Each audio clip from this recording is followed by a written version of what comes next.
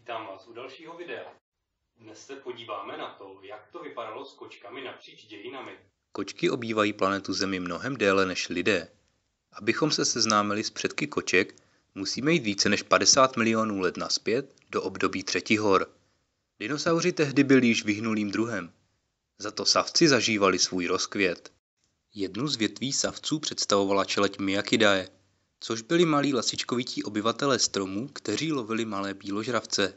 Z těchto malých šelem se asi před 32 miliony let vyvinuly první kočkovité šelmy. Prakočky se vesměs velmi podobaly dnešním kočkám, až na jednu skupinu. Běžně se jim říká šavlozubí tygři, i když ze zoologického hlediska nemají s tygry nic společného. Poslední zástupci této skupiny zvířat vyhynuli teprve koncem poslední doby ledové, před asi 11 000 lety.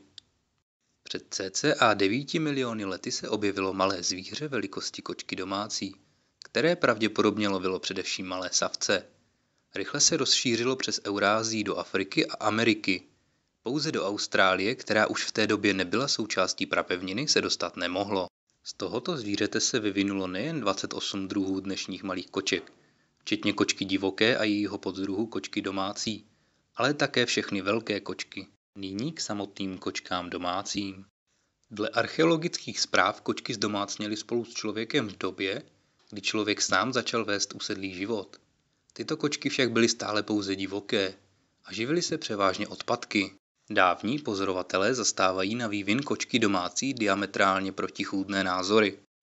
Klasická verze přijímá za jediného předka severoafrickou původem z přední Asie kočku stepní, která zřejmě před 1000 lety zdomácněla v Nubii. Odtud se kočka domácí dostala do Egypta, dále do Asie, kde se skřížila s lesní kočkou bengálskou. V Evropě se tyto kočky křížily s místní, a sice divokou lesní kočkou evropskou. Výsledkem těchto křížení jsou různá současná plemena, odlišující se tvary i zbarvením. Druhá, současnější verze říká, že kočka domácí má polyfiletický původ, což znamená, že dřívější plemena jsou nezávislá a vytvářela se v několika základních centrech. Zkamenělé ostatky koček se našly ve starodávném městě Jerichu, při vykopávkách v Jordánsku a ve starodávných městech Indie. Tyto kočky však podle všeho plně domácí ještě nebyly. Na malbách v hrobkách v Sakaře cca 2750 až 2650 let před naším letopočtem jsou kočky vyobrazené z obojky, což svědčí o jejich domestikaci. Na fresce v Beni Hassanu je kočka již zobrazena v domě spolu se svým chovatelem. V chrámech zasvěcených bohyni Bastet se drželo mnoho koček, které se tehdy vnímaly jako posvátné. Když kočka umírala, nastal v rodině smutek. Všichni domorodci si oholili obočí a truchlili. Těla koček se balzamovala a pohřbívala v přepichových hrobkách na speciálních hřbitovech. Archeologové nalezli na 300 000 mumí koček, spadajících do 4. tisíciletí před naším letopočtem. Na straně tohoto posvátného zvířete byl také zákon. Za zabití kočky hrozilo surové trestání až do popravy. O nešťastném Řekovi a jeho nevědomém zabití kočky vypovídá ve svých zápiscích také Herodes. První hieroglyfy označující slova kocour a kočka se datují do období přibližně 2300 let před naším letopočtem a čtou se jako mint a miu. Kočka však v Egyptě nebyla pouze posvátným zvířetem. Byla také lovcem a bojovníkem. Kočky tehdy běžně lovily ptáky i malou zvěř.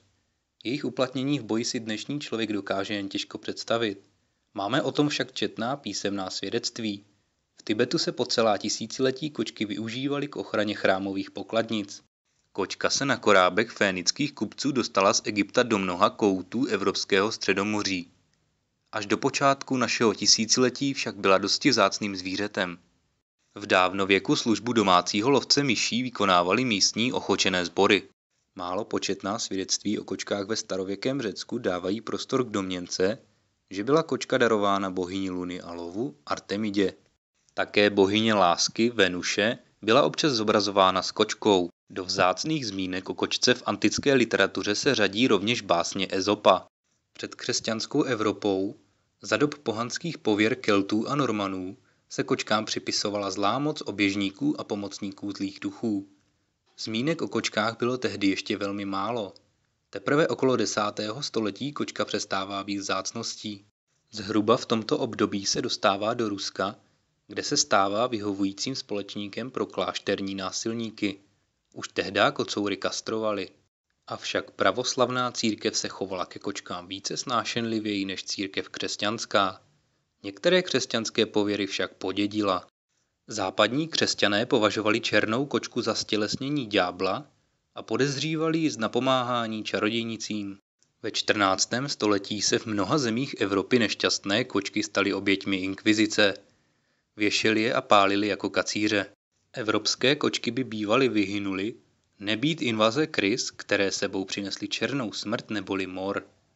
Kočky následně toto své obtížné poslání, tedy krysy zničit, zvládly s obdivuhodnou důstojností a nezvyklým nasazením. Na východě měly kočky ve srovnání s Evropou odedávna privilegované postavení. Islám si koček vždy vážil a respektoval je. Kočka jménem Mueza žila u samotného Mohameda. Na její památku měly všechny kočky kdykoliv volný přístup do kterékoliv mešity. V Číně se domnívali, že kočky a jejich zobrazování přináší štěstí. Ve starodávné perské legendě se všechny kočky svorně objevily po kýchnutí lva. V zoroastrismu, starobylém náboženství Peršanů, bylo zabití kočky zločinem stejné úrovně jako zabití člověka. Opravdu vznešené místo zaujímaly v zemích Indočíny. Velké množství starých a ušlechtilých plemen, především thajská, siamská a angorská, z této oblasti, ve které byly množeny na královských a knížecích dvorech, pocházejí. Toto pozoruhodné dílo bylo do Evropy dovezeno britskými kolonizátory, kteří tím zadali ohromný impuls k šíření koček v Anglii. Na rozdíl od kontinentální Evropy byly kočky v Anglii již odedávna milovány a chráněny. Zde, v raném středověku, byly přijaty zákony na jejich ochranu. Všeobecné pobouření Angličanů vyvolal španělský král Filip II. Habsburský, manžel anglické princezny Marie Tudorovny, který dovolil trápení koček zvláštními impregnacemi, tedy napouštěním. Folklórní námět o kocourovi ve vysokých botách, jenž sirotkovi hospodáře přinesl bohatství a který se pravděpodobně objevil i v Íránu, dosáhl v Anglii všeobecného úspěchu. Postupně nacházejí v kontinentální Evropě tato hedvábná zvířata stále více přívrženců a zachvacují srdce prostých lidí, odborníků, králů i popů. Zajímavostí je, že francouzský kardinál Richelieu měl 14 koček, které hýčkal jako své mazlíčky. Dále vyšla v roce 1727 práce francouzského spisovatele Moncrieffa s názvem Historie koček, která kočky definitivně rehabilitovala. V 18. století se v Evropě a především Anglii začíná pracovat na vzniku nových plemen. Neslýchané úsilí pokračuje ve 20. století, kdy kočky trvale zaujímají druhé a někdy i první místo mezi domácími mazlíčky. Pokud byste měli nějaké otázky, připomínky nebo nás chtěli prostě jen oslovit, napište sem do komentářů. Případně nás můžete kontaktovat také na Facebooku, e-mailu či asku. To by bylo pro toto video vše. Doufám, že se vám líbilo a zase někdy ahoj.